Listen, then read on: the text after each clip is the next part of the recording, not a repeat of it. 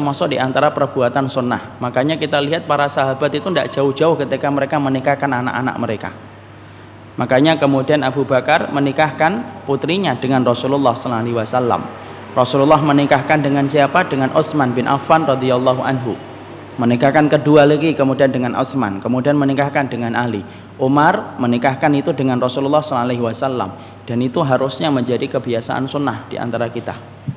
Makanya kalau ada di antara kita punya anak sudah mulai menjelang balik, sudah mulai menjelang 20, antum yang carikan. Dan kewajiban kita itu mencarikan jodoh bagi putra dan putri kita. Antum tidak pernah akhi dapatkan dalam kitab para ulama kewajiban anak mencari jodoh, tidak ada. Tapi kalau antum membaca tulisannya Imam Ibnu Qayyim dalam Tuhfatul Maulud, beliau menyampaikan kewajiban orang tua itu banyak. Salah satunya apa? Mencarikan jodoh untuk putra dan putrinya ketika sudah menginjak usia balik. Bahkan kalau mampu, kalau memang kemudian usia anak kita sudah mampu ba'ah, kekuatan biologisnya sudah besar, antum nikahkan walaupun dia belum bisa bekerja, antum yang cukupi. Karena rezeki orang tua itu untuk menyelamatkan kehidupan anak, bukan untuk ditumpuk supaya dinikmati ketika tua. Salah itu. Harta itu fungsinya untuk menjaga kita dari api neraka. Kalau memang anak kita kemudian belum mampu untuk kemudian menikah karena belum mampu untuk membiayai, ya tidak apa-apa, orang tua dulu yang membiayai, membantunya. Kenapa? Fungsinya harta untuk menjaga diri kita dan anak-anak kita supaya tidak menyentuh dan tidak mendekati kepada api neraka walaupun kemudian kita nikahkan di usia muda. Ada salah satu ustadz di Makassar ya, yang saya tidak terlalu kenal dengan beliau tapi kenal dengan anaknya. Anaknya itu nikah akhi, umur 18 tahun. Dia nikah kemudian akhirnya jadi teman saya di Fakultas Syariah.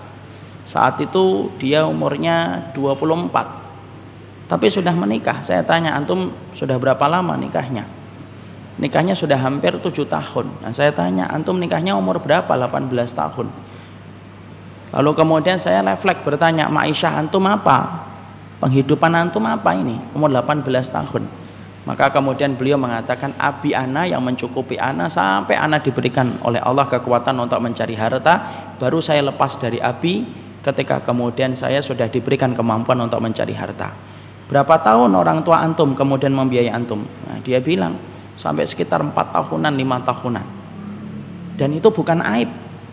Oh, namanya orang kalau misalkan kita mendapati anak kita sudah ba'ah, ikhwan. Antum tahu ba'ah? Kekuatan biologisnya sudah nampak.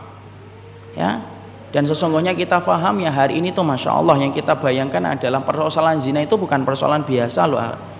Persoalan zina itu tidak pernah ringan di hadapan Allah. Makanya antum paham kan hukuman zina itu tidak main-main, dirajam, dimana kemudian dilempari dengan batu, mendera kepada kepalanya.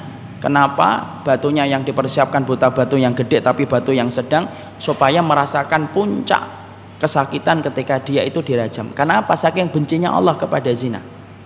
Lah kita kemudian mendapati anak kita bertumbuh kembang ketika dia sudah mulai mempunyai kekuatan ba'ah. Loh, apa aibnya seorang bapak untuk membiayai anaknya walaupun anaknya belum bekerja?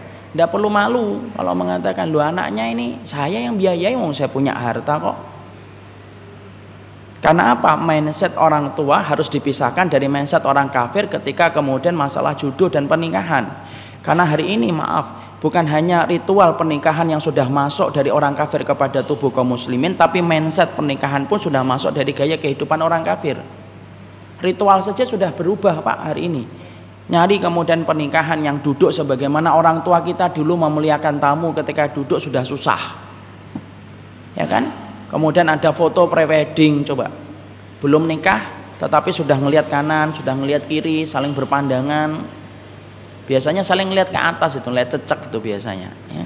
Lihat ke sana di foto cekrek. Harganya mahal itu, 20 juta, 30 juta akhi. Masya Allah. Belum lagi mindsetnya itu apa? Anak saya harus kerja dulu baru kemudian nikah.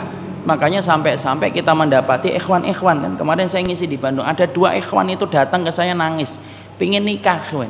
Umurnya 21. Dan ketika saya katakan mungkin antum belum saatnya nikah akhi, saya ngomong kayak gitu karena untuk supaya tidak terlalu menyalahkan bapaknya. Kemudian dia ngomong, emang bapak saya akan siap untuk merasakan hisab Ustadz kalau tiba-tiba saya tidak kuat menahan gejolak saya kemudian saya sampai berzina? Coba barusan kemarin ketika di Bandung. Disitulah kita paham, Masya Allah, pernikahan itu sifatnya ibadah, dan ibadah itu disegerakan. Kalau memang kemudian anak kita belum mampu, kitalah orang tua ketika mampu, kecuali orang tuanya juga nggak mampu, anaknya suruh banyak puasa ya.